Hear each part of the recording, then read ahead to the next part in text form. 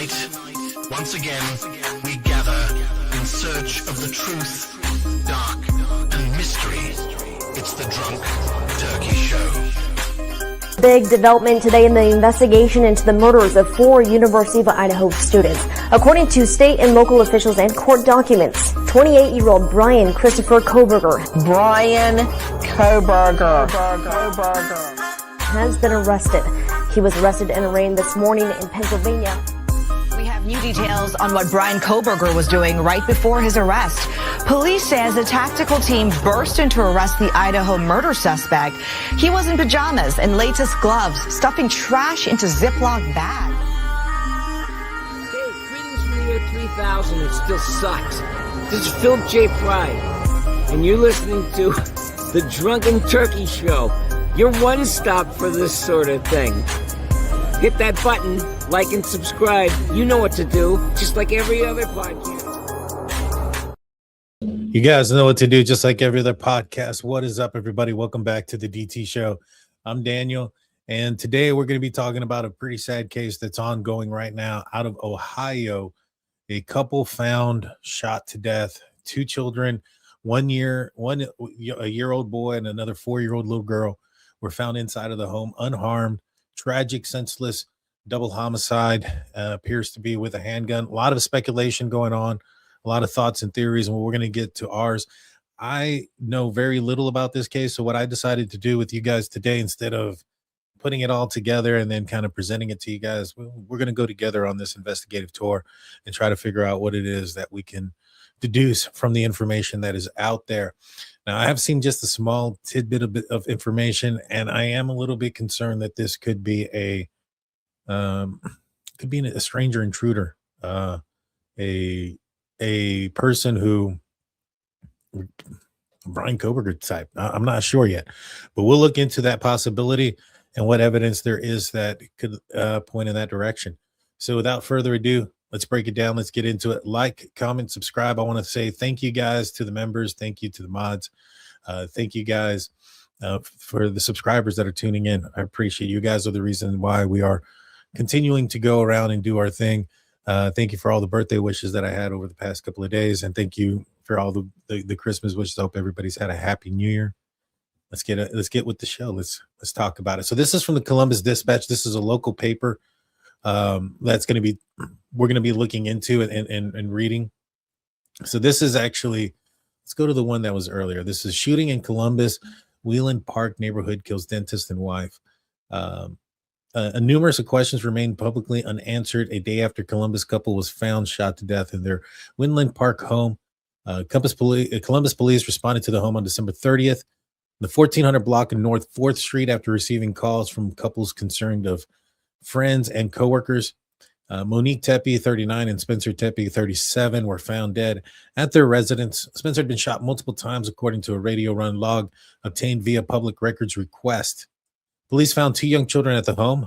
A Columbus police spokesperson said December 30th, there was no indications of a murder-suicide had occurred, but could not provide further details. From what I understand, is no weapon was found. So, the male subject here, Spencer, he was found with multiple gunshot wounds. Monique was found with just 1 shot to the chest, from what I understand. And I think they found like 9mm casings at the scene. Now, from what I understand, that there was multiple 911 calls and that somebody could see Spencer in his bedroom on the floor. And that was one of the frantic 911 calls. We have the 911 calls. We're going to listen to them here in a little bit.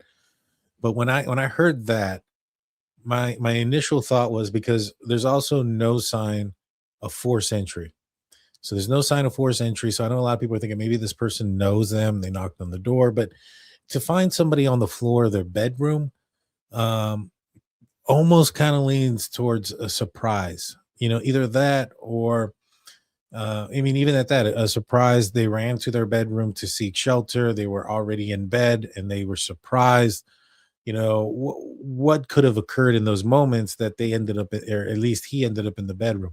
It's unknown where she was at this moment where her body was located around the crime scene. So if you guys have any ideas or what you guys think about that, I'd love to see them in the comment section. So put it there. Hit the like button, guys. If you think that this is already sounding kind of weird, the fact that body found in the bedroom there, it should say a few things there. It should say, were they surprised or were they seeking shelter? Is it like somebody was trying to break in? They ran into the back of the home. Now, one of the reasons why I think that it's less likely that, but it doesn't mean it is not impossible for that, is that there it doesn't appear that there was a 911 call made out. So, for instance, if they had heard somebody trying to break in, or they heard somebody breaking into the house coming in from the back, or if they saw somebody in the house and they made it to their bedroom, I guess it depends on where they were surprised at. Um, but it also doesn't sound like the house was ransacked, which would also, like, if you had people running through the home frantically, like if they were in their living room and somebody came in through the back door or whatever the case may be, or if they opened the door and then frantically had to run and they made it all the way to the bedroom, uh, you know, I'm sure there would be some evidence of that. Not saying that there isn't. We don't know that yet, but it's kind of making me lean more and more towards they were already in the bedroom when the shots came out.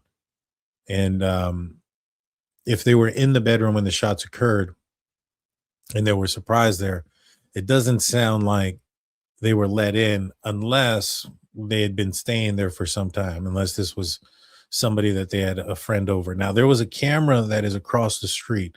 Now, I found this to be interesting that it's been so many days already, and they had a police camera that was working and it not capture somebody close to the family members, right? So a victimology is going to be done on the two suspects. And on the two suspects, on the two victims, I apologize. A victimology is going to be done on the two victims. You're going to want to look at who they are, who's in their life, what problems they may have had. I know he was a dentist. She, I believe, was a stay-at-home mom that had a past experience in childcare. And him being a dentist, did he have anybody who was disgruntled, a disgruntled employee, a disgruntled customer, patient, any of those type of things in his past? And when you have a camera that's that close, filming literally across the street, we're going to watch a video that's kind of going to show where it's at. That should tell you something, that the person that they're looking for, if they entered the front door, most likely is either one, somebody that is on the run and law enforcement can't find, and they're just keeping everything real hush hush, and they have an idea of who they might be.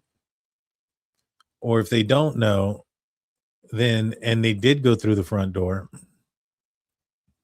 that makes me wonder if this is like a person that they're just haven't found a connection to.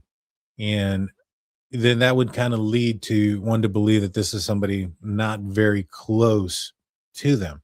This is somebody a little bit further out of the close circle there at this point. Now, again, law enforcement could have an idea. They could have a make, model of a vehicle based off that camera. They could have a description of somebody.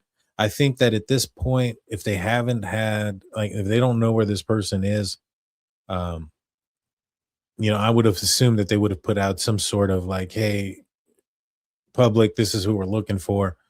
And so I'm kind of leaning towards that's not what's there, that they don't have that, but it's possible that they still do.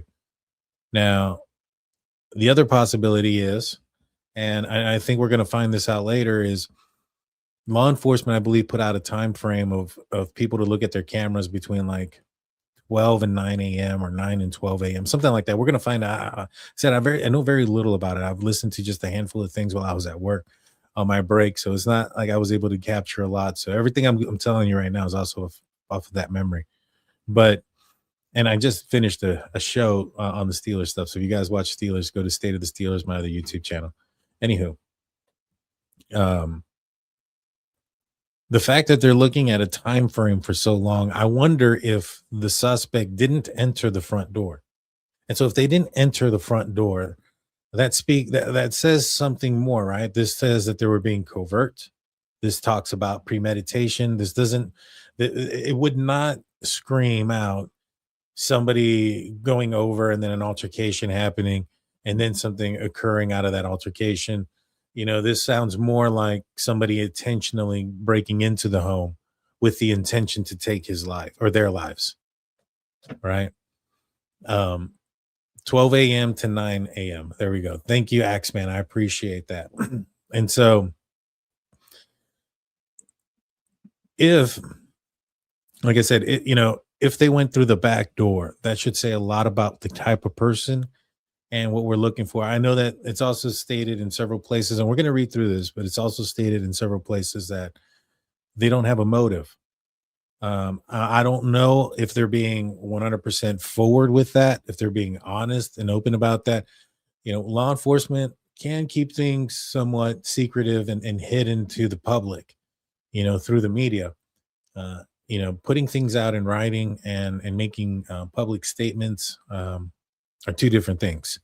And so I don't know if that's the case, but we'll take it for their word that they don't have a motive. If they don't have a motive, that must mean that the house is not ransacked, meaning they don't believe that the motive, that they don't, there's not evidence there to make them believe that the motive could have been a robbery gone wrong or something happened during a robbery attempt or a burglary attempt. And if the place isn't ransacked, you have somebody entering the back door. Now this is all speculation and assumptions. We still don't know the answers. It very well could have been the front door. But if they did enter the back door and they took their shots and they got out covertly enough to the point where law enforcement is looking for a time frame of a 9-hour gap, a 9-hour time frame. It almost feels like somebody was, casing the spot and this is super premeditated. But again, somebody could have entered the front door. It could have been somebody that was known to the doctor, a disgruntled customer of some sort. And because they're, they just haven't found that customer's information through, his work loads. I would assume that it's not a family member or somebody that close, like a close friend, because I would assume that if they had pictures or video of a vehicle, and I'm not necessarily saying that they do, but if they did, that would be not very hard to find very quickly. Going through a victimology, who are the friends, who are the people they have problems with, blah blah blah. You should just start going through, their phones and who they talk to on a daily basis, what kind of vehicles they drive. It wouldn't be very difficult to come up with a suspect at that point. But I would also assume if they were having problems finding this person and they didn't know who they were and they had a vehicle, that should come out by now. There's a real danger to the public. Law enforcement at this point has not said that this was a targeted or non-targeted event, which is pretty scary because it very well could be a situation like Brian Koberger, where you had somebody that went into a house because they wanted to commit a crime just to commit a crime.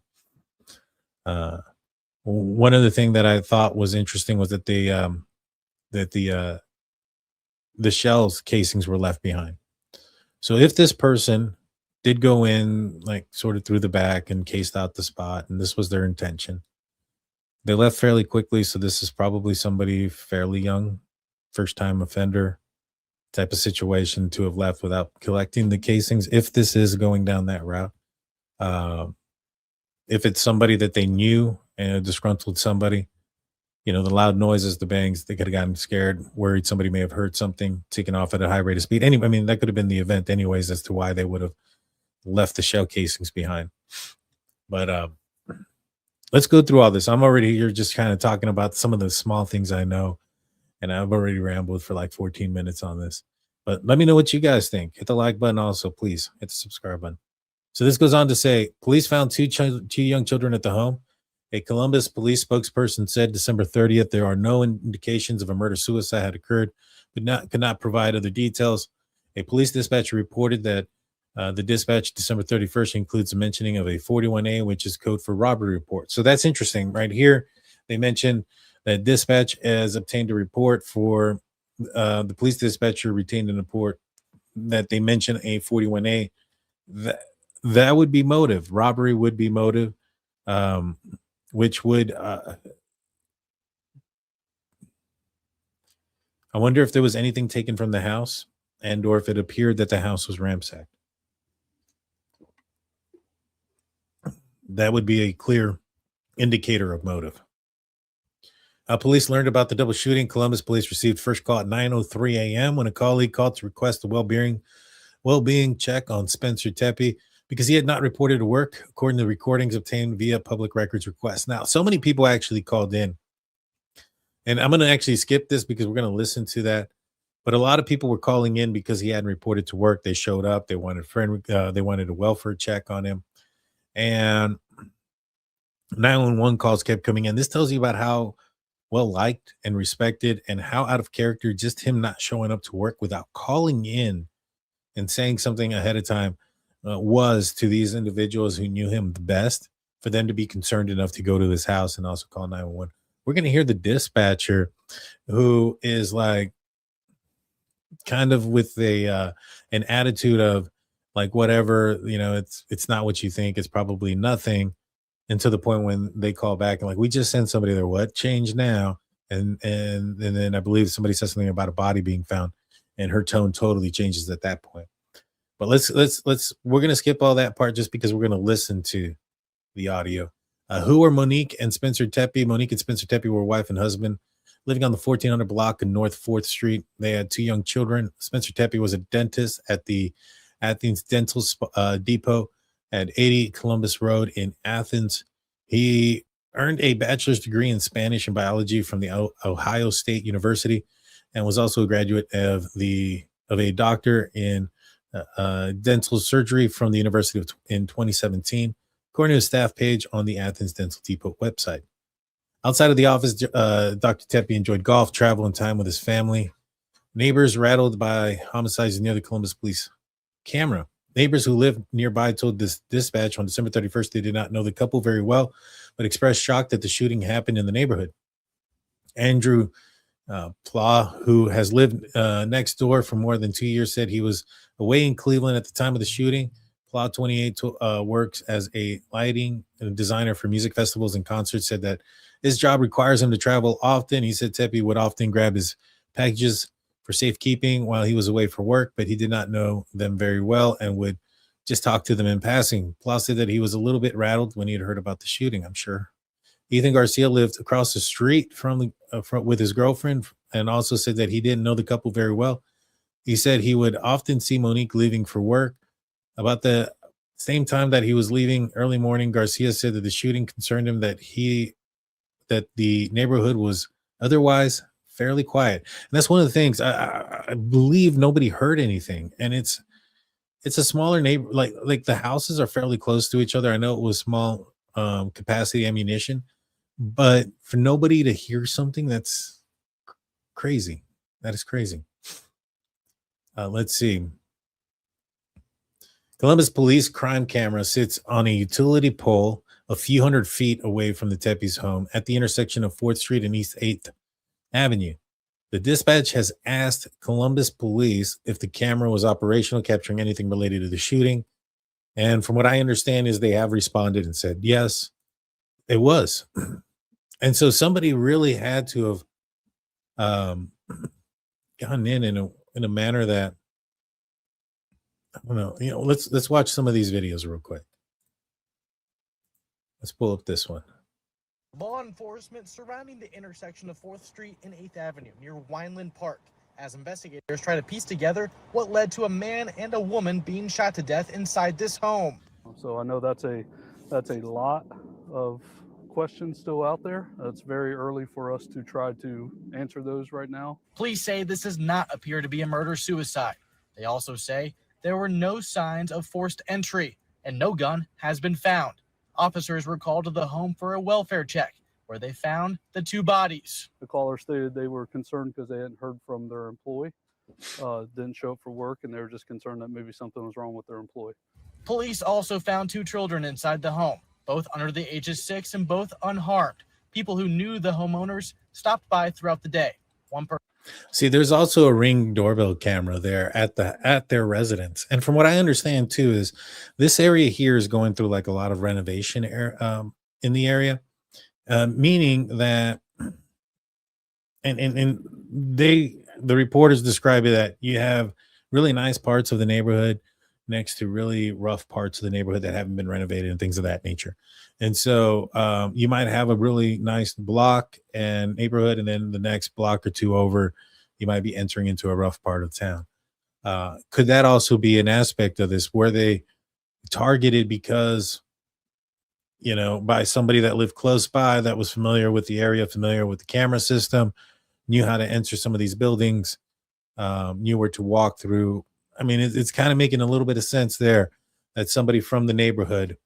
And then when we see the camera footage that they're wanting, it could very well be that. It could be where very well somebody entering into that property with the intention of committing a robbery, entering the back door, knowing that there's cameras and things of that nature, and then going through, and then there's a surprise. The husband wakes up, gets up, he shoots him multiple times. The wife wakes up, is startled by this, shoots once, and then takes off in a panic out the back door. I think it's very much possible that has occurred here as well. Person who did not want to go on camera described them as kind and said their heart breaks. See, there's the Ring doorbell camera. So if somebody did enter, if it was somebody who they knew, they would have entered, through the front door, and they probably would have been captured here. If it's not somebody they knew and they entered some other way, if they're not captured here, it's probably somebody that they didn't know. And the motive behind, like, that should tell us a little bit about what it is that I guess the motive would be here, premeditated attack, or at least breaking and entering, and that this wasn't somebody that knew them, went over, something happened, an altercation happened, somebody who, I mean, I would even struggle thinking, like a disgruntled patient of some sort going through the back door, also. So yeah, more I think about it, I think I'm leaning more towards robbery, as they mentioned, gone wrong. But somebody really casing out the spot and knowing where the cameras were, maybe being from the area. I think that's probably most likely what it is. For the children, all of this unfolding in a dense residential neighborhood, leaving neighbors shocked. My heart just goes out to them. That's terrible to hear that happened, especially so close.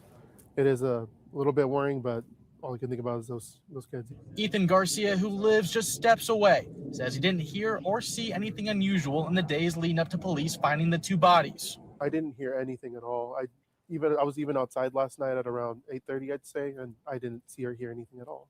Police say this investigation will take time, but nearby security cameras may provide crucial evidence. Until then, neighbors say they're on edge. Pretty concerned right now, a little worrying, because I do have a family at home and I want to make sure they're okay. It could be random. That's kind of my biggest fear. That it could be random. It definitely could be. But no forced entry. Purple Daisy says no forced entry. 4-year-old probably did not know the person. Maybe, I think that, I mean, did they get lucky and just choose the back door because, they just chose the back door, or, and I'm assuming they chose the back door here. I don't know. They could have very well have chosen the front door and it's on camera, and law enforcement has just chosen not to release that footage yet. But, if they did choose the back door and gone through a different area or a window or whatnot, was it out of luck, or was it because they cased out the area and knew that there wasn't cameras, or that there was cameras up in the front? And if it was because they knew about the cameras and they were casing out the area and they were well equipped to get in and knew how to get in and knew a way of getting in that wasn't detectable, or figured out a way to get in that wouldn't be detectable, whether it be, I have no idea, finding a key, maybe they had like a hideaway key or something and that they were aware of and they saw it. But either way, them casing the spot, you would assume that they may have known that there was kids there if they were casing it. That's a big if, right? And then Axeman goes and says, how many of us hide a key near the front of the back door? Criminals know this. And we assumed the back door was locked. It's true. We're assuming the back door was locked. I mean, it could have very well been unlocked. And they made entry. Or he or she, I don't know at this point. Let's get to the next one. All right. So this is the one where it's law enforcement is asking for surveillance. You see, this is the area. It is several blocks that they're looking at in several different directions. So interesting. Food for thought. Let's listen to what they have to say. Starts with breaking news in the death of an Ohio dentist and his wife. Take a look at this map. Right now, Columbus police asking anyone who may have photos or videos in this area of Weinland Park from Tuesday between midnight and 9 a.m. to send those videos and photos to police. Now, police are searching for evidence in the deaths of Spencer and Monique Tepe. Now, one of the other reasons why they might want such a large time frame as well is maybe perhaps they're thinking that somebody may have been walking around or casing the area or something of that nature beforehand. I mean, to go back to Brian Koberger, he was driving around that neighborhood for an extended period of time before he made entry. You think about some of these other shooters that have recently occurred. They were in those areas ahead of time as well, before they made entry and committed their crimes. And so here recently, when we were talking about the Brown University shooter, that guy was casing the area for an extended period of time before he made entry into the home. So could that be one of the reasons why they have such an expanded period? Plus, maybe perhaps they're wanting to see if somebody else if somebody's returning to the crime scene. Maybe. It also could be because they're not sure, during what time this may have occurred. I think the 911 call. So this is from 12 to 9. I think the 911 call started coming in at 9. I'm sure that they were going to be able to tell from the body at that moment, whether rigor had set in at certain points, how long they had been, deceased. So for them to go all the way up to that point of 9 in the morning, 9 o'clock, probably means that they're looking for people that maybe have returned to the crime scene as well. Who were found shot and killed inside their North 4th Street home Tuesday morning. Their 2 young children were inside unharmed. Thank you for joining us tonight at 6, everybody. I'm Yolanda Harris. And I'm Station Ocken in for Jeff Hogan. Tonight, police still have not named a suspect in that double murder, but Columbus police are now narrowing down the time frame as to when they think the couple was killed. And tonight, they need your help. So we're going to show you a QR code to submit photos in just a minute. So get your phone ready for that. But first, we're going to want to get out to 10 TV's Lacey Crisp, who has been covering this story since it happened. She joins us live outside the home where the couple was found. Lacey, what can you tell us tonight? Well, family members tell me they are grieving a tremendous loss. Now, there are flowers out in front of the house and on the steps. Now, Spencer's soccer teammates left flowers and a soccer ball to remember and honor the couple. In what looked like a picture-perfect wedding. I vowed to do my best to always keep making you laugh because you're smiling. I don't know if that music's going to be copywritten, so let me just kind of fast forward. Spencer and Monique Tepe married inside their home nearly 5 years ago. I knew that God was guiding me to my person, and that when I met him, it would be the most magical thing ever. And boy, is that an understatement. The smiles turned to tears Tuesday. We're very, very. That's sad. They're a beautiful young couple. Had their young kids that are now going to be without parents. My heart breaks for those little kids, and their family. Senseless. Let's, oh man, I feel bad for these folks. Here's Tuesday. We're very, very concerned because this is very out of character.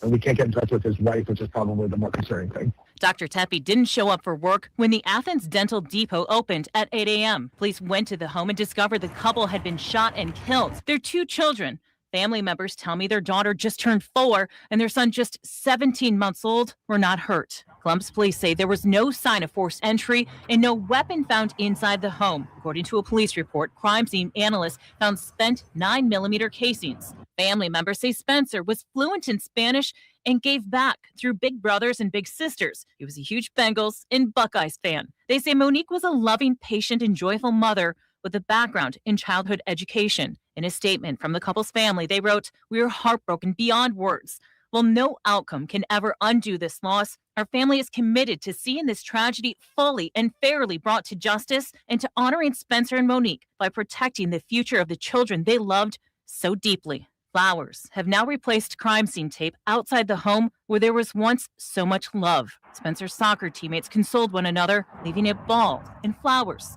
to honor their friend. And that's the QR code. If you are watching this and you live in the area and you have pictures or images and you need to send them into somewhere, send them to this QR code. Like Axeman says, thank you, Axeman. Anyone with information regarding this incident, please call the Columbus Police Homicide Unit, 614-645-4730, or the Central Ohio Crime Stoppers at 614-461-TIPS. That's 8477. Man, I feel so bad for those little kids. Those little ones. I have a 2-year-old, and so it breaks my heart. Breaks my heart, and this ain't gonna get any easier. We're gonna listen into some of these 911 calls now. Spent 9mm casings. It's a handgun. Somebody not hearing it. The fact that they found one person, on the ground in the bedroom is an indication to me that they were probably in the bedroom when the intruders entered. And I'm going to say intruders because I don't think they were invited in.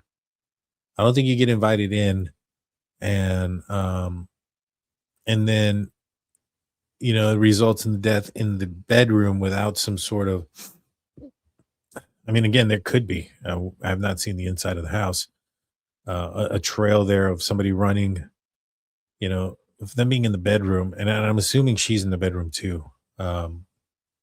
Scenes and sounds like that's where I would say that they were surprised they were already in there. But let's listen to the 911 calls and what occurred that morning.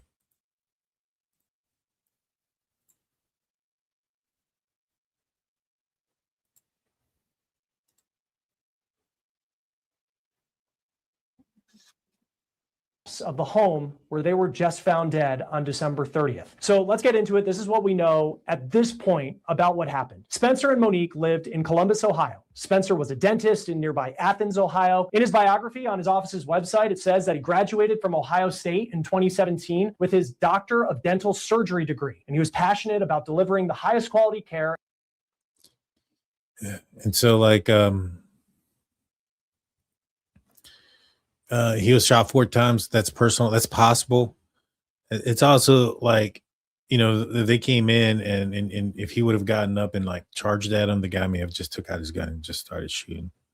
I knew a guy when I was in law enforcement who got into a situation where he had to use his firearm, and he did the same thing. He pulled up to a DV situation, domestic violence situation, and the actor or the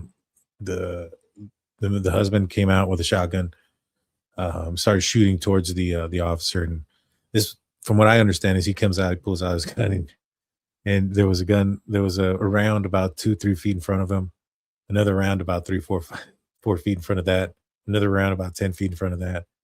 And then one on the porch, and then one on where he hit the man. And so you could see where he shot. As he pulled out his holster, he started shooting as he was raising his hand. And this was a guy that was trained, and he'd been on the force for a while. But that was the first time he'd ever had to use his weapon during any type of situation like that. And so I can see in those type of scenarios, especially if you're not trained, if somebody's running at you, he may now, if it was a scenario where you can tell that some of those shots maybe have been after he was, deceased, then you're probably right. It was personal. If he's taking shots after he was deceased on the ground, I would agree with you that that's personal. If it seems like it was like while he was going towards the assailant, which they're going to be able to determine that, then I would say it's more out of a reaction. So it depends. It could be personal, especially if he was on the ground and he did it afterwards. Could very well be. Hey, Dr. Vona's in the building. How's it going, doctor? What's going on, Sirius? Good to see you. Good to see you. All right, let's continue. And a comfortable experience while building meaningful relationships with his patients. And outside of work, he loved to golf, travel, and spend time with his family. Now, Spencer was married to Monique Tepe. The two of them had 2 children. We believe those kids are toddlers. And this couple was coming up on their 5-year wedding anniversary. They were married on January 30th, 2021 in Columbus. And this is their wedding video. It was shot by a family member who gave us permission to show some of it. And when you watch this video, it really just shows you how much this couple appeared to have been loved and how much they loved each other. So let's break down what police are telling us from the phone calls that came in on December 30th. Columbus Police, Tech 107. Yes, I would like to ask for a wellness check on an individual at their home. So police first received a call from Dr. Tepe's dental office, and that's because Spencer didn't show up for work. This individual, Spencer, works with me, and he did not show up to work this morning, and we cannot get a hold of him or his family. He didn't show up to work? Correct. Okay. Does he have medical problems or? No, and he's been reliable, and we cannot get in touch with him, his wife, his family, anybody that lives in that house. Okay. So There's you're 2 kids in the home. I'm in Florida. I own the business. I was informed by my employees that he was not at work, and he runs the office. That call was made around. Thank you, Gene. Can you do me a favor and email me that or send that to me? If somebody could, I'd appreciate that. I'd like to see the pictures of inside the house. That way I can pull that up. Yeah, the dispatcher is really bad. I don't disagree. I don't disagree. At 9 o'clock in the morning, his boss says that he's on vacation in Florida, but he was receiving phone calls from their office because people didn't see Spencer show up and they were very concerned about him. Have you guys received anything else, like calls about him or like a car accident or anything like that? No, sometimes people just don't show up to work. I mean, maybe he's sick, I don't know. So as much as the dispatcher says it is common for people just to not show up for work, maybe oversleep, maybe they're sick, Spencer's boss is really adamant that something could be wrong with Spencer because it's just something that he wouldn't do, not show up for work. And I think there's something to that, right? Like you have somebody that knows this person better than you do. And I'm talking to the dispatcher in this moment, right? You know, this coworker, these people know this person and this family and think something's really concerning because it wouldn't happen this way. And, you know, I think sometimes it's crazy that some folks will think that they know more than what a person who really knows an individual may know about that person. So just food for thought, the dispatcher is probably going to take a lot of heat for this call. Just being honest. She did, they come off a little rude at some points. I just know that he is he is always on time and he would contact us if there was any issues whatsoever. And I just don't know how else to say this. We're very, very concerned because this is very out of character. And we can't get in touch with his wife, which is probably the more concerning thing. So about 20 minutes later at 9:22 in the morning on December 30th, a police officer goes to Spencer and Monique's house, but there was no answer at the couple's home. Concerned friends then go to the couple's house to see for themselves. And they say that they heard the So wait a minute. I didn't catch that the first time. Did police go and then... About 20 minutes later at 9:22 in the morning on December 30th, a police officer goes to Spencer and Monique's house, but there was no answer at the couple's home. Concerned. So this is why this bothers me. This bothers me. And I want to say first, thank you to Ella Blue for being a member for 1 month. And then also Yellow Rose 8 for being the newest member. Go check out the members only community post. I put a post for the Discord. Join the conversation. Now, here's why this bothers me. Is because family and friends went over there and to go look, and they saw Spencer's body through the window. I don't think that happened after 9/22. I think that his body was visible from the window when the officer arrived. Why didn't the officer look around the property? I think that was just lazy police work. It's my opinion. My opinion. Let me know in the comment section what you guys think. Do you think it was lazy or not? I think it was. And I think they could have spared some pretty traumatic visual things that the person that saw their friend on the floor. They could have spared that. And, it's unfortunate. Friends then go to the couple's house to see for themselves, and they say that they heard the Tepe's children inside the home. So this is a call that came in around 10 o'clock in the morning. That's the other thing. They could hear the kids in the home. How the hell did the police not hear the kids in the home?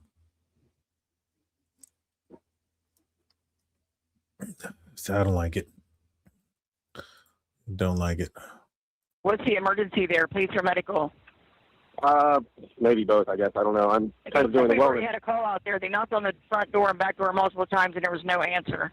Yeah, no answer. I can hear kids inside, and I swear I think I heard one yell, but we can't get in. At this point, I don't know if I need to break the door in or just get in the house or what. So. Okay, were you out there when the police was out there? I wasn't. I just got here about 5 minutes, yeah.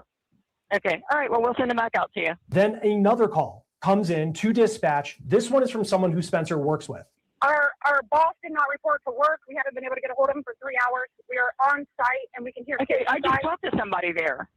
Okay, I'm just making sure somebody called. Then about 5 minutes later.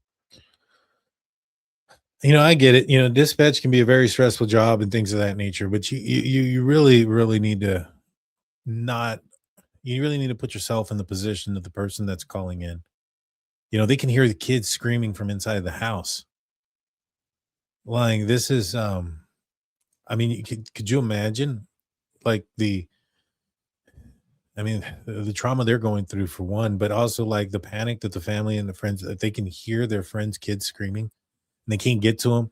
And the only person they're calling people for help, and the person that they're calling for help is telling them this crap. It sucks. It sucks. I don't like it. Another phone call, but this one is where the story goes from concern for a person who didn't show up for work to a terrifying discovery. I want to say thank you to Artworks for being a member for 19 months. Good to see you, my man. Good to see you. 911. What's the location of your emergency? 1411 North 4th. Okay, 1411 North 4th. We've got several calls on that. What's changed since the last person I talked to? There's a body. There's a body inside? Yeah. Okay, hold on 1 second. That's what changed, right? Now your voice changed too, huh, lady? This one really upset me. You don't have to be snotty about this. You don't have to be a douche. You know what I'm saying? The backyard is fenced with a large fence. That's interesting. I wonder if there's a way to get in. Still. Let me see. I got your email, by the way, I believe. Thank you so much. I got them, and I will be showing that here in a second because I've not seen them at all. I've not seen the inside of the home. So thank you so much, Gene, for that. I appreciate that. Okay. Let me continue. 1411 North 4th. Okay, 1411 North 4th. We've got several calls on that. What's changed since the last person I talked to? There's a body. There's a body inside? Yeah. Okay, hold on 1 second. Let me get you on the line with the medic, okay? Stay on the line. You hear the kids screaming. As the caller Jesus Christ, man. Poor kids. And like I said, this is at what time? 10 something. The officer that was there at 9:22 didn't hear the kids yelling. He couldn't look in the door, couldn't look through the windows, see the body on the floor. Like, he could have spared those kids added trauma of being there an extra hour with their deceased parents, you know, the family and the friends showing up and seeing this. I mean, you heard that guy's voice, you know, so there's a body, there's a body. It wasn't one that was handling the situation very good. You know, I mean, it was handling, I guess, as good as he could, but you know, you could hear it in his voice. It's just sad. You can hear what sounds like small children in the background, and that just shatters your heart when you hear this story, because the Tepe's children were found inside the house. The good news, if there is any good news in a story like this, it's that the kids were unharmed, but people could hear them potentially crying inside the house as they waited for officers to arrive. There's a body. Our friend wasn't answering his phone. We just did a wellness check. We just came here, and he appears dead. Okay. There's blood. He's laying next to his bed, off of his bed, and there's blood. Laying next to this bed, off of his bed in there. So, I mean, that sounds very much like he got up to maybe go towards an intruder and was shot fairly quickly. And so it doesn't sound like this person was allowed into the home. If that makes sense. And so boils down to a couple of things. This intruder.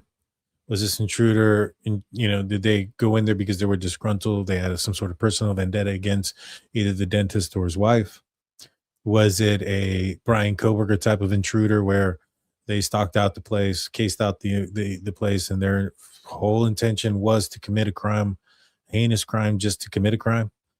Or was it a robbery gone wrong where somebody still cased out the residence, maybe perhaps thought and realized this guy's a dentist, maybe felt that he may have some valuables in his home, and they decide to case it out, go in, and then this happens. Now, when it comes to the kids, I wonder what, you know, because we don't know like entry or exit and things of that nature. Like, is this the first bedroom that they walked into? You know, was the kid's bedroom maybe not entered yet? And then this happened, and then the killer took off because of the loud noise and was never aware of the kids there? Or was the kids aware, or was he aware of the kids? Had he walked into the kid's bedroom? Was this a person who spared the kids' lives because of some reason or another, didn't want to take the life of a kid? Was there a gun issue? You know, he was shot 4 times. She was shot once. Was that because there was an issue with the gun? You know, did it jam? Did something happen and they got out of there as quickly as possible? And that's why they only shot her 1 time. We need a lot more information to try to make any real deduction. Because at this point, everything and anything is pretty much on the table that I mentioned. Just because we don't have all the information now. Law enforcement, you know, not putting out information, not putting out pictures of any vehicles or things of that nature, but asking for people to bring in their videos. Kind of makes me want to believe that they don't know as much as I hope they do. Let's put it that way. I can get closer to see more than that. Okay, you can tell he's obviously not breathing or anything. Yeah.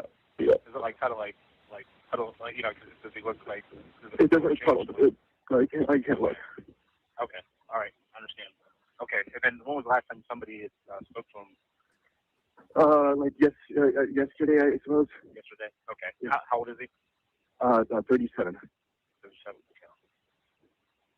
Is he like a drug user or anything like that? No. Okay. All right. Just that's a really young age. Yeah, I understand. Okay. All right. We're on our way. So that concerned friend says that they saw Spencer's body inside the home. A caller saying they can hear kids inside. Claudia heard one of them yelling. Now we're getting another call saying there's a body inside. S3 receiving copy. Who said there's a body inside? We also have recordings of police putting out the word on dispatch that they are going to need to get units to get to this house. Somebody's telling CFE that he's laying next to the bed and there's blood laying next to him. And when police went inside the home, they found Spencer dead, as well as his wife. WSYX TV says that Dr. Tepe was shot multiple times and Monique had at least one gunshot wound to the chest. Now, police do not have the murder weapon at this point. They do not believe that this is a murder-suicide. They believe that someone came into this house and fired those rounds. It is believed, just based off of the 911 calls, that Spencer was found dead in his bed. We didn't hear anything as far as where Monique was potentially found in the home, but it's important to note as well that police say at this time there were no signs of forced entry into the house. And the couple's children, they were unharmed. So, of course, the big question, who would do this? There is a ton of shock right now. And so many people are trying to piece together why something like this would happen. I mean, you look at this wedding video. This was a couple that was beloved by so many people. This is a dentist in Spencer Tepe who was apparently very loved at his place of work, so much so that him not showing up for work just triggered so much concern with his coworkers because, as his boss says, he loves the office. Now, there is one clue in a police dispatcher report that I want to talk about. Before I tell you that, and as we kind of piece together the question of who would kill a husband and wife that seem to be loved by so many people, I want to show you this because a family member posted this on Facebook. Quote, "My brother and sister were the best of the best. Just can't believe that somebody would do this. Love you, Spence and Mo." And then at the Athens Dental Depot, that's where Spencer Tepe worked as a dentist, they posted this on their Facebook page. Quote, "It is with heavy hearts that we share the sudden passing of our dear colleague and friend, Dr. Spencer Tepe, as well as his wife, Monique. He will be deeply missed by our team and the many patients he cared for over the years. Our thoughts and sincerest condolences are with their families and loved ones during this very difficult time. We ask for your continued patience, support, and privacy as our team mourns these terrible losses." Now let's talk about that potential clue that was put out there by the Columbus Dispatch. That's the newspaper in Columbus. And it says that there is a mention of a call for a 41A, which is police code for a robbery report.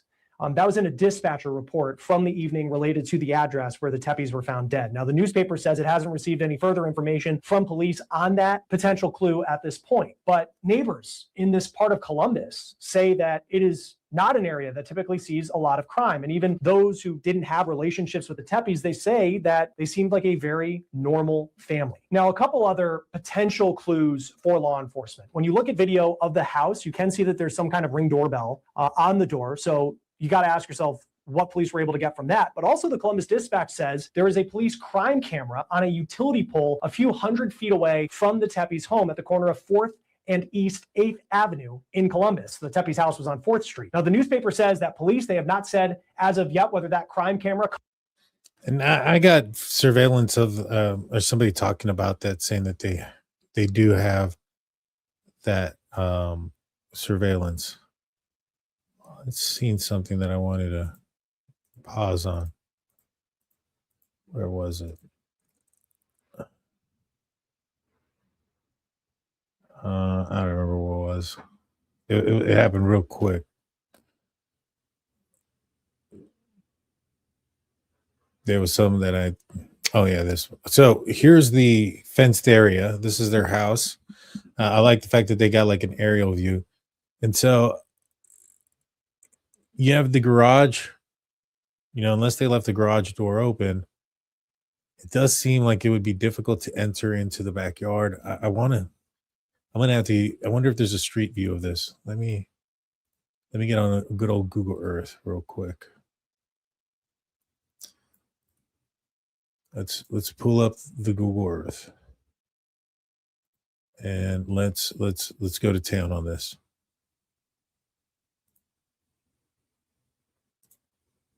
Okay.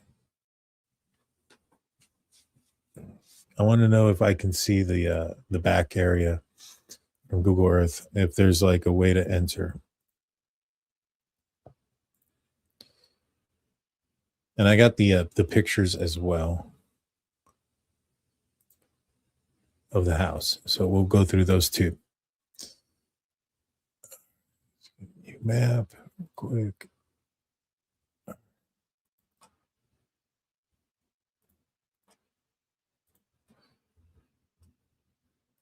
All right, let's do this.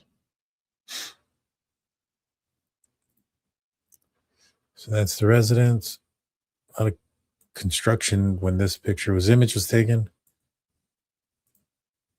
Oh, you can do it. We can do it. We can get in the backyard. Let's see what it looks like. Come on now. It doesn't show. It don't show the dang.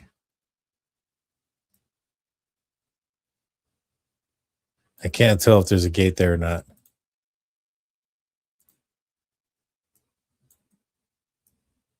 There isn't one here. I wonder if they're like that now. So somebody could easily jump if the fences are like this across the way. Which I can't tell. It appears to be. It wouldn't be difficult for somebody to jump that kind of fence from the outside. Now getting back in.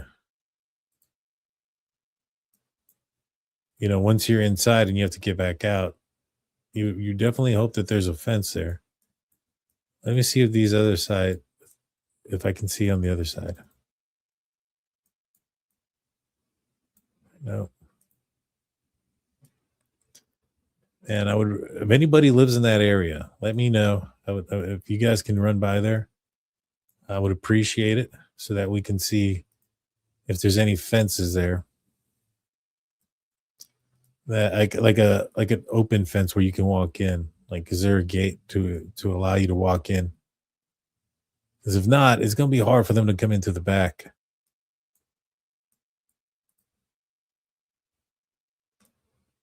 There's apparently a utility pole somewhere around here. Here it is. And here is the cameras.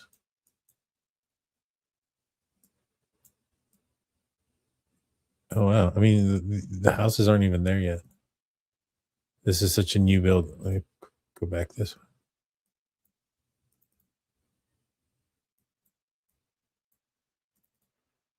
That's crazy.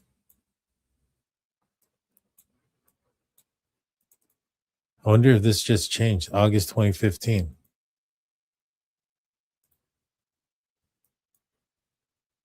See, I don't see in these houses back here, I don't see a fence.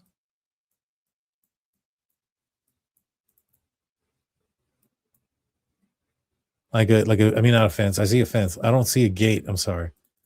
I don't see a gate that somebody could enter. Now, of course, that's on the other side. Unless they left they would have had to have left their door open there.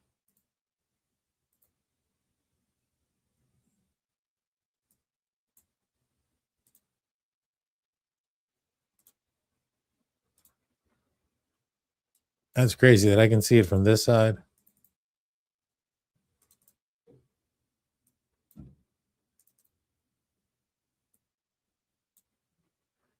Cameras there. I can see it from here.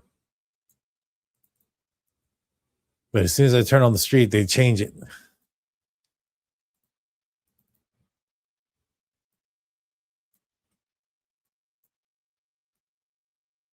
Hey, look, there's cameras here.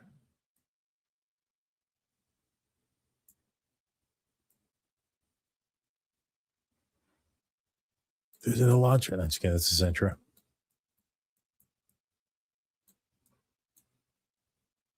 Okay. And there's a Ring camera on his property. You can see it right there. If they couldn't get through the back and they had to go through the front. I mean, there is some trees here. And there are some cars right here parked. Could that prevent this camera here from not capturing something? Can't tell. Maybe. And I mean, if I don't know which one his bedroom is, but if it was right here, I would assume that that's where they were able to see his body. But like, if you look at this house has a pretty big window on the side. I wonder if there's a pretty big window like that on either side of the house. Let's look at the realtor thing.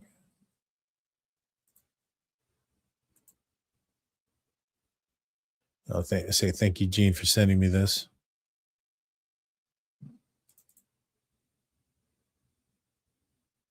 Interior of the home. This is the front door.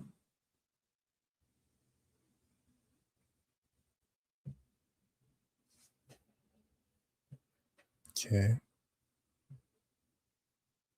That looks like it's facing the street, the front there.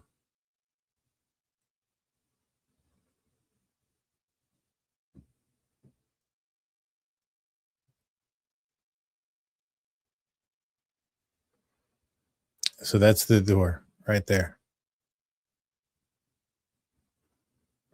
Could that be the door that they entered? You know, could they have left this door unlocked?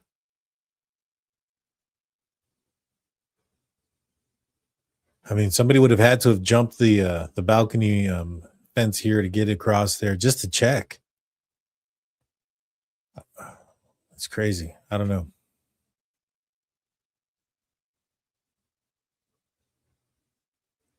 But those are the 2 points right now that I can see that are feasible. Is the front door, obviously. This door doesn't look like it has like some sort of deadbolt like this one. So this may not be that difficult to get in and out of. I can see that door being easily forgettable to lock it.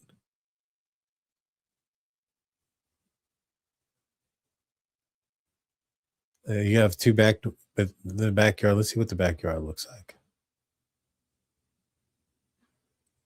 Very beautiful home. Here's one bedroom. This looks like it's up in the top floor. Another bedroom. This looks like the master.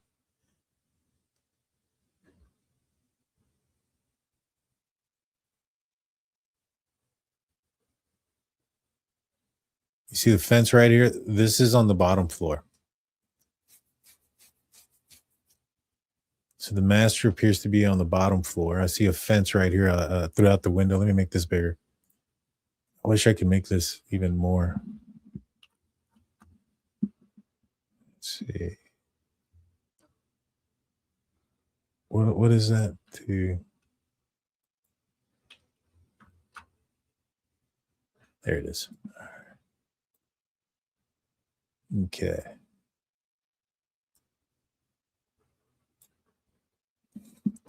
So let me pull up this picture real quick. And then I can show you guys what I'm looking at.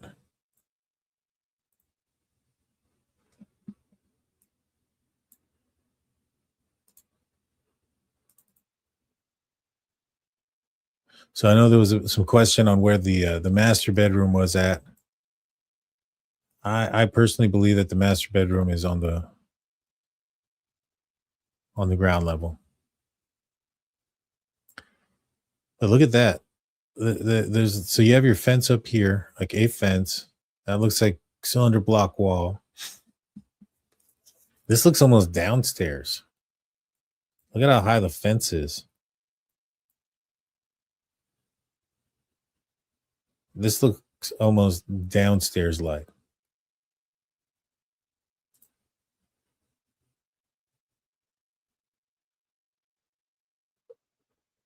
Which look at the stairs. Could this be like down here? That makes sense. Look at the wall right here, and then how tall the fence is.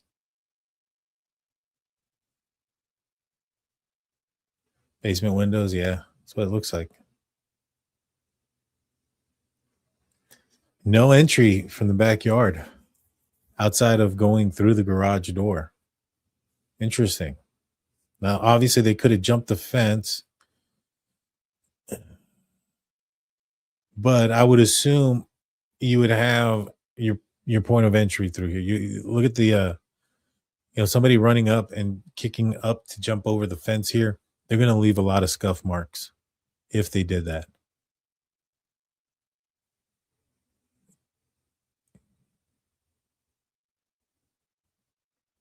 Okay, so.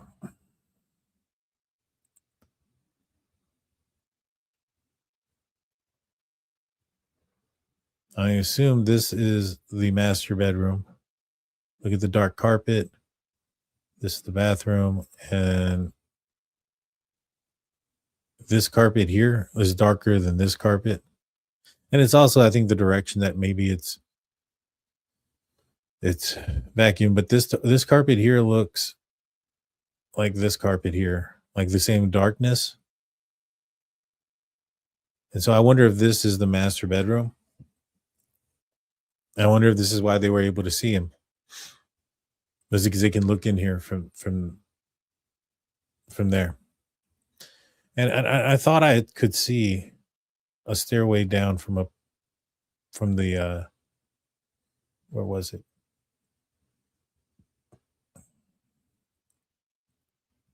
Staircase up, staircase down right here. So I wonder if that's their master bedroom. And so the other bedrooms, are they where do we think the kids are? See, this is upstairs. Now they could hear them from up front. So my assumption is they're in here, because they could hear it on the 911 call and stuff like that. But then again, the 911 call, they were by the room. They were by the bedroom, because you could hear it where and this makes sense as to why the officer didn't, I guess, see them, because I don't think he went to the backyard. But this would make me believe that the kids were also down here in the basement.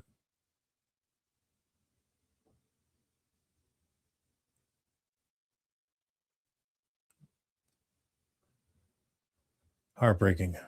Truly is.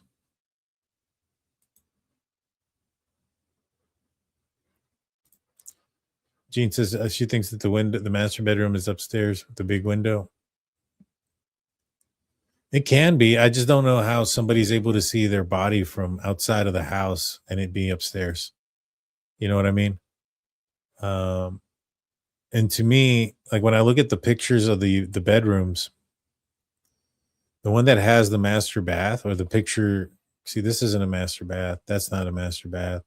That's not a master bath. That's upstairs. You can see a bedroom here. That's not a master bath.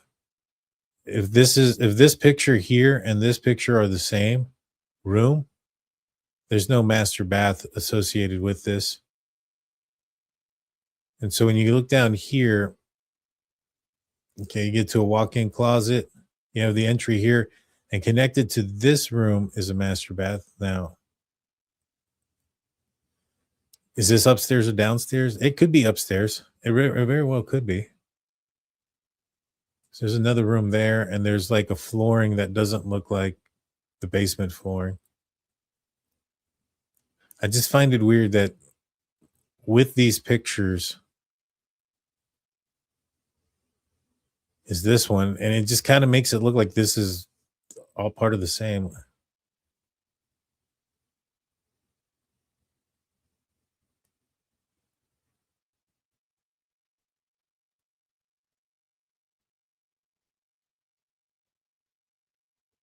But I don't think that the big window room. Let's see this one. You can see outside. You can see where it goes downstairs right there.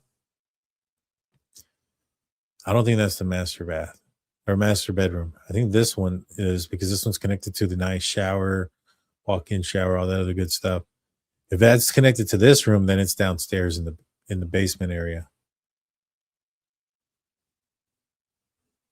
I wonder if this was where the kids were. But if that be the case, I mean, he would have walked right into where the kids were, or he or she, the killer, would have walked into right where the kids were. I don't know. Didn't say they were found in the master bedroom, just a bedroom. Yeah, that's true. That is true. All right, let's continue on. And I wanted to show this. Let's play this. Inside their home Tuesday morning, their two children, ages just turned 4, and their son just 17 months old, were found inside unharmed. There's somebody in there Now, right today, there, back Columbus there. police tell us Detectives. that they've narrowed down the time frame as to when they think the couple may have been shot to death. They say they want neighbors to look for surveillance video or pictures from midnight Tuesday to 9 a.m. Tuesday morning. Columbus police are asking for anyone with any video to please help them. Now, you may notice just across the street, there is a See, notice the area though. Like we were looking at that picture from Google Earth, and I was saying it might be hard to see somebody walking there, you know, because of the trees. But this, look at the tree coverage. There's none. It's dead out there. So this camera, look at how clear view there is of between her and the camera. If somebody walked into the front door there, police should have, with the ring information and that camera there, a narrowed down time frame of exactly when. Columbus Police crime camera. Now, I confirmed with Columbus Police today that that camera was working during that time span that they are looking at, but so far Columbus Police have not made any arrests. Now, today, the family released a statement saying how heartbroken they are, and they want to honor and cherish the loved ones that they lost by taking care of their children and make. Oops. Dang it. A memorial is now growing outside Monique camera. Now, I confirmed with Columbus Police, released a statement saying how heartbroken they want to honor and cherish the loved ones that they lost by taking care of their children and making sure that justice is carried out. They say Spencer was fluent in Spanish. He loved the Bengals and the Buckeyes, and that Monique was a stay-at-home mom, and she loved and cherished her children. She has a background in childhood education. Now, if you have any information, you're urged to reach out to Columbus Police. So we find out that that in fact and indeed there was the camera was working. We find that out. I wanted to pull this up. This is from let's see, who is this? This is Ohio police search for suspect. After dentist and his wife found murdered in their home, Columbus police responded to their home of Spencer Tepe, 37, and Monique Tepe, 39, after a welfare check was requested. Police said Spencer Tepe had multiple gunshot wounds, while Monique was shot once in the chest. 2 small children were found inside of the home unarmed. Investigators report no signs of forced entry and said no firearms were recovered. Police said the deaths are currently believed to be not currently believed to be a murder-suicide. So let's see what this law enforcement officer from the area has to say for himself. The caller stated they were concerned because they hadn't heard from their employee, didn't show up for work, and they were just concerned that maybe something was wrong with their employee.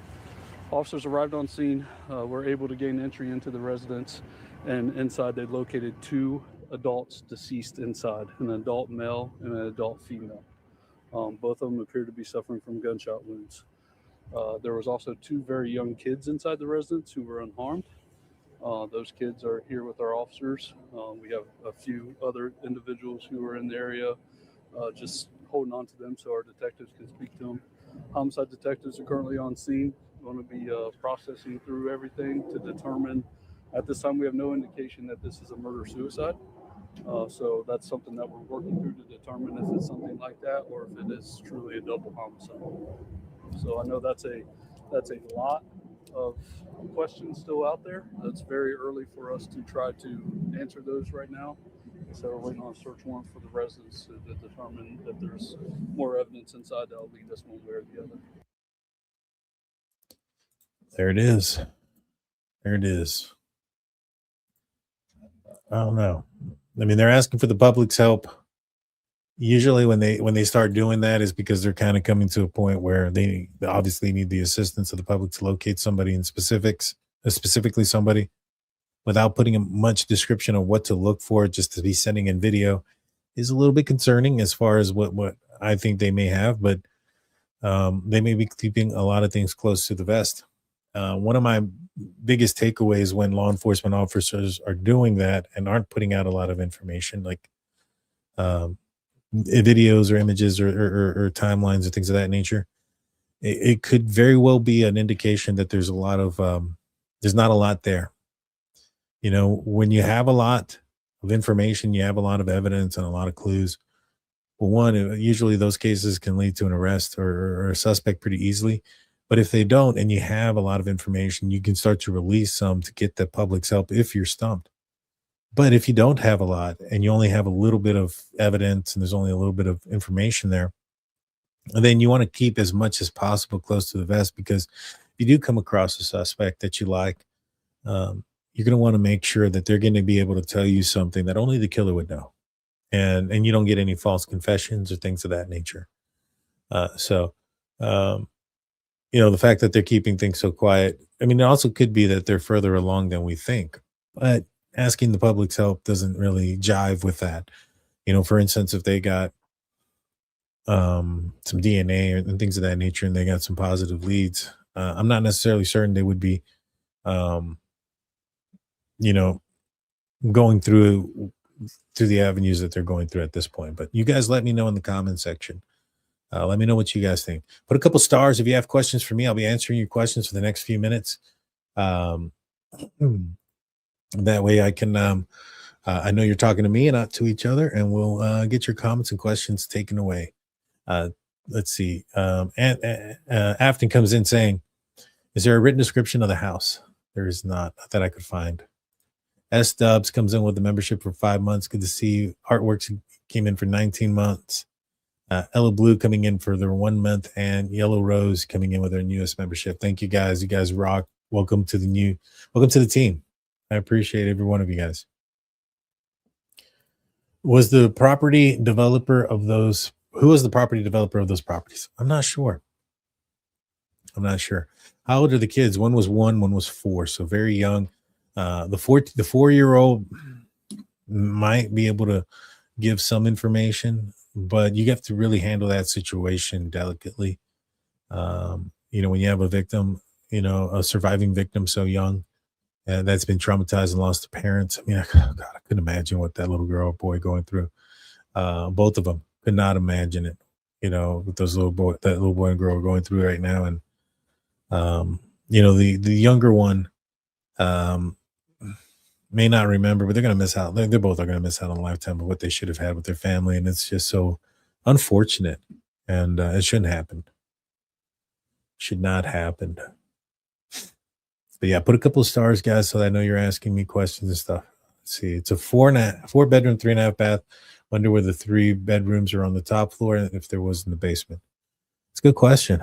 It is a 3-story building. It looks like the 3rd floor is full of bedrooms. There's a basement floor, probably has some bedrooms in it, maybe perhaps the master bath. Good question. Let's see.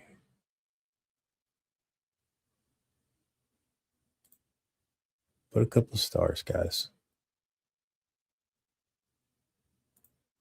Lots of descriptions of the house. Just Google the address. Yeah, you're right. There is a lot of description. Let me pull that back up. I think I have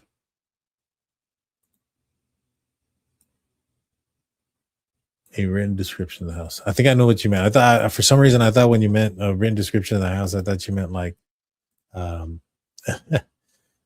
do you call it? Like of everything and where it was at in this scenario. Oh, let's see. Property details. Well, now this is going slow. So it's a let me just get this address here. Let me see if I can find it on something other than Realtor.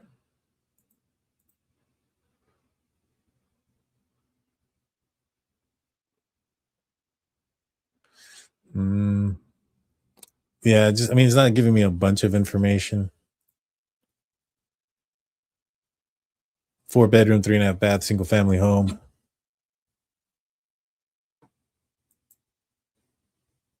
Let's see. There it is.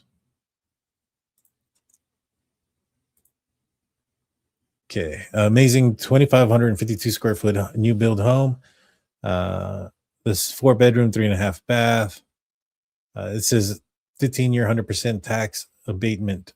I think that has to do with it being like newly renovated stuff.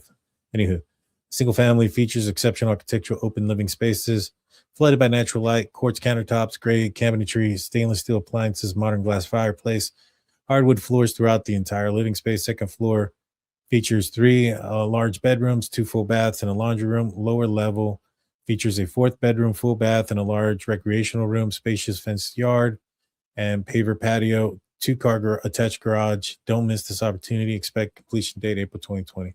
So there is a 1 bedroom in the lower level, 3 large bedrooms with 2 full baths up at the top. So, the 4th bedroom with a full bath and a large recreational room is in the lowest level. Interesting stuff. Let someone have a birthday yesterday. The entire world did. Yeah, I think the world turned, 4 billion and 2. Yes, I did. I had a birthday yesterday. Thank you so much, Extreme, for that. I appreciate it. And everybody that said happy birthday and well wishes and things of that nature. I appreciate every one of you guys. You guys are amazing. The 2 that were murdered are your brother-in-law and what? What are we talking about? I think it was the husband and wife. But yeah, thank you everybody for the happy birthdays. I appreciate that. Thank you so much. And so, that's going to do it for me tonight, though, guys. I want to say thank you, everybody, for tuning in. I'm going to be back on tomorrow night. I'm going to be talking about the Jack and Lily Sullivan case. For those that are tuning into the missing children out there in Nova Scotia, there's been some documents or an article that's been released.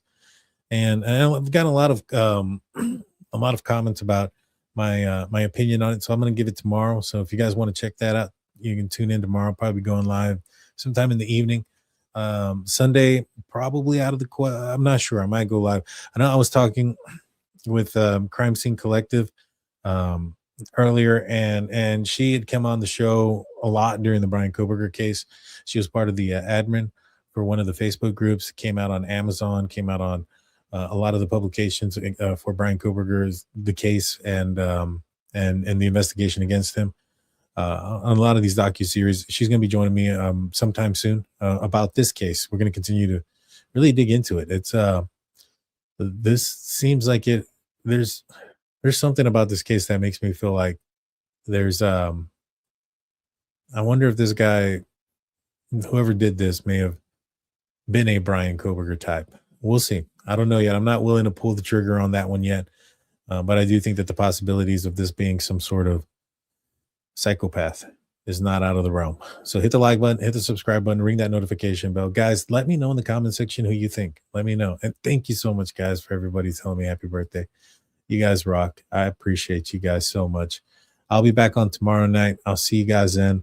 Like, comment, subscribe, share the podcast if you would on the Facebook groups, on the Reddit groups, and everywhere else you get your true crime fix. That being said, I'm out. You guys have a great night. I'll be back tomorrow night. See y'all then. Peace out.